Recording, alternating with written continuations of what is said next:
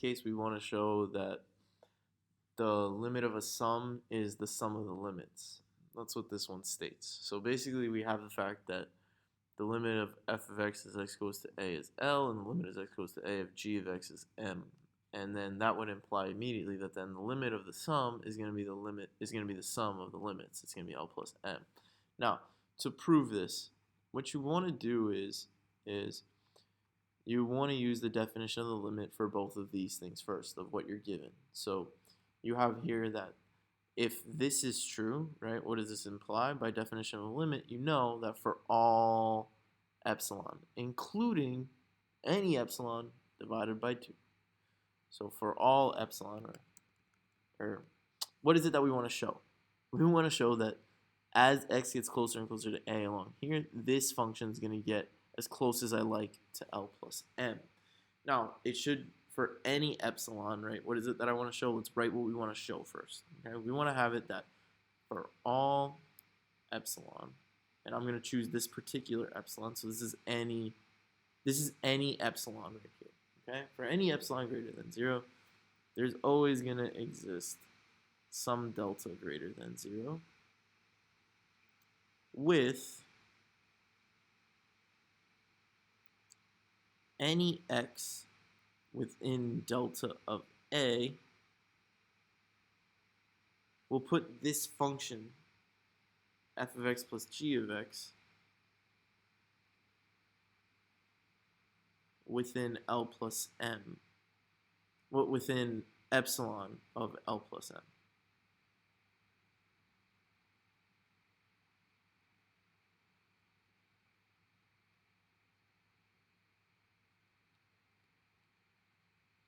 And this is what I want to show. Okay, I want to show this. Can I find a delta that will put this function within epsilon of L plus M? How do I do this? Okay, so I'm going to start off, I'm going to take this here, and I'm going to write the definition for what this means. What does this mean? Well, this means that for all epsilon greater than 0, I could always find some delta where if I choose an x that's within delta of a, then f of x is within epsilon of L. Now, epsilon is any number greater than 0, so if I look at here, I want to show for any epsilon in this one that then I could find some delta.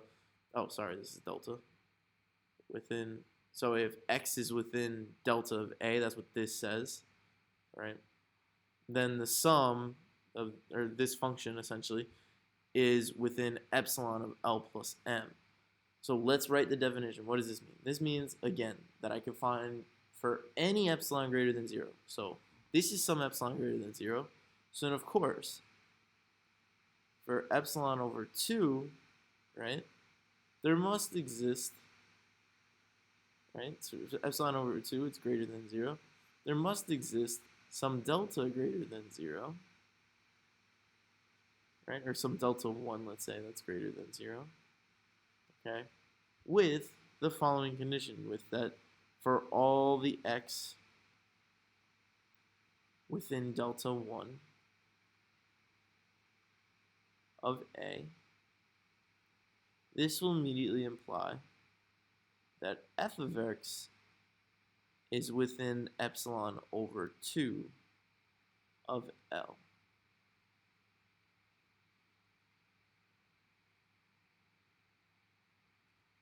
Okay.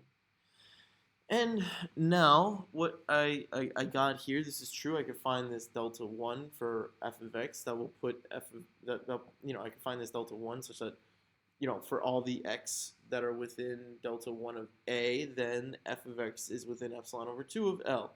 Similarly, I can make a similar argument for this g of x over here. So again, using the definition and so forth, I know that for epsilon over 2, there has to exist perhaps some other delta.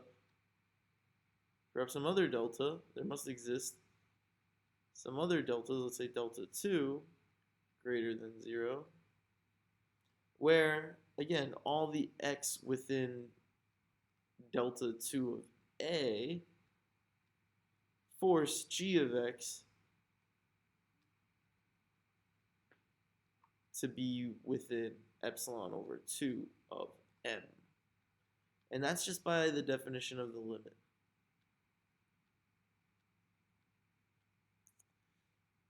Okay, and now I have these two statements. These two are going to help me out. But the idea now is a little tricky. We have to now say, we have to say something. Let's say something in a different color. Let's change our argument slightly. Let's see.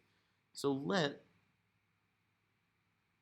delta be the smaller between these two delta, the min between delta 1 and delta 2. Why do I want to do this now?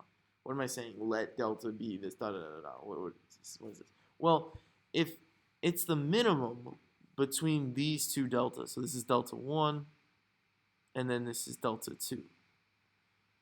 So if I choose a value smaller but still greater than 0 of delta 1, then this implication will still apply, right?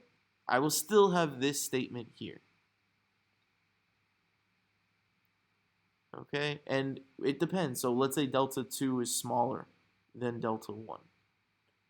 Then that means that I would choose this to be delta 2. And again, delta 2, if I put delta 2 here, provided delta 2 is smaller, then this implication will still be true. You have to take your time. You really got to convince yourself of that. The next thing, and vice versa, if delta 1 is smaller for this one. So if I choose the smaller between the two, that delta will immediately imply both of them.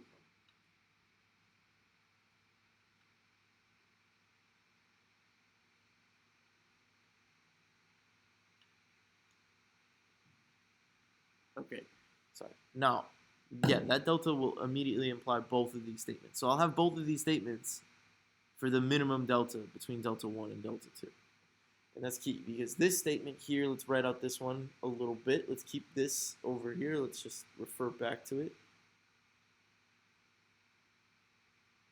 So this one, what does this one imply? Well, this one's really saying that f of x minus L is less than epsilon over 2, and it's greater than negative epsilon over 2. Okay, it's somewhere in this range.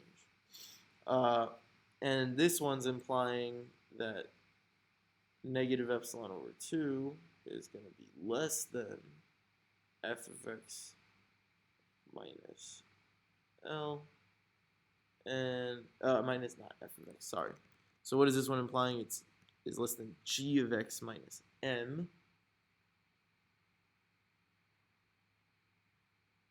is less than epsilon over 2. And now we just need to convince ourselves that we could add these two inequalities going straight down across like this. And we'll have the result that we actually want once we do that. So now I chose, again, delta is the minimum between delta 1 and delta 2. And what I'm going to get is that delta, okay, every x within that delta of a, so sorry, I should have put greater than 0 over here. So if I have any x within delta of a, both of these inequalities will be true. Therefore, this inequality will be true. So negative epsilon over 2 plus negative epsilon over 2 is just negative epsilon. Is less than f of x plus g of x is f of x plus g of x. L minus n, negative L minus negative L, I'm going to factor out the negative. It's going to be f of x plus g of x minus L plus m is less than, and when I add these two together, I get epsilon. And now remember what's being said here. What's being said here is that if, right, I took some epsilon greater than 0, I know that I could always just then divide by 2 and say that that's greater than 0. So I know by the definition of a limit here that I could find some delta 1 that's going to satisfy these conditions. Similarly, for that any epsilon that I picked over here, the epsilon divided by 2, I could pick some delta 2 that's going to satisfy these conditions here. The minimum between the two will satisfy both will satisfy this and this. So for all the x within delta, where delta is the minimum between the two, all the x that are within delta of a here will make this one true.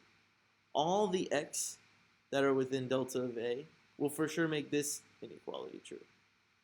So delta makes both of these inequalities true. Therefore, it makes this inequality true because I just added the inequalities. This one says, another way to write that is that the absolute value, so now I brought it back up here, the absolute value of f of x plus g of x minus L plus M is within epsilon, is less than epsilon. So now, that's it, you're done. This is, what this says here, this last bit, implies that for any epsilon, I chose any epsilon, right? And I said, okay, well, if this is some any epsilon, I know I can divide it by 2, and that's still greater than 0. So I could use the fact that I have this limit here to find some delta 1 that satisfies this for all x within delta 1 of a. And I know by this one that I could find some delta 2 that makes it so for all the x within delta 2 of a that this inequality will be true.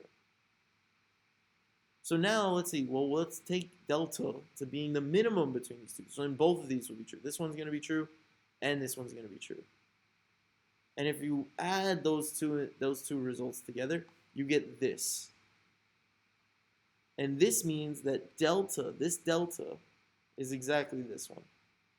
That's the delta you need to satisfy this inequality for any epsilon. And this one just immediately implies the statement. The statement is that the limit as x goes to a of f of x plus g of x is just L plus M. And you're done at this point.